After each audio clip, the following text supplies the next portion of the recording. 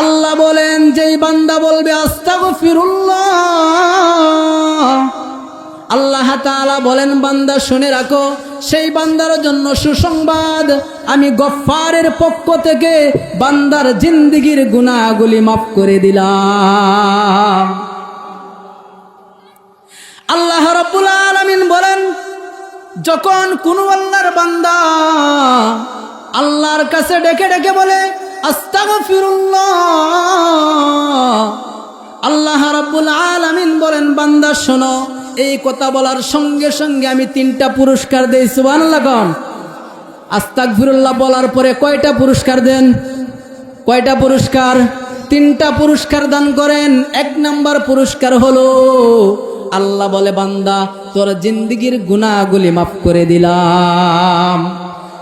2 number পুরস্কার সম্পর্কে আল্লাহ বলেন বান্দা এখন যেহেতু তুমি আমার পরিচয় পেয়ে গেছো, আমাকে স্মরণ করো সর্বদাই, তাহলে তোমার গুনার রং আমি আর রাখবো না, গুনার কালার পাল্টাইয়া দেব। কি কালারটা দিব জানোনি? ফাউলাইকা ইউবাদদিলুল্লাহ, আল্লাহু আকবার কোন, সাইয়্যাতিহিম হাসানাত।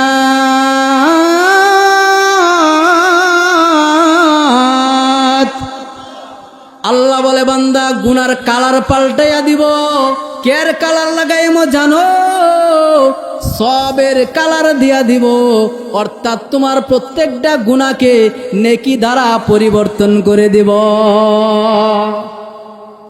3য় নাম্বার পুরস্কার আল্লাহ বলেন বান্দা প্রথম তো তোমার গুনাহ মাফ করলাম, দ্বিতীয় তোমার গুনাহগুলি নেকি দ্বারা পরিবর্তন করে দিলাম, 3 নাম্বার হলো বান্দা তোমাকে আমি ভালোবেসে ফেললাম।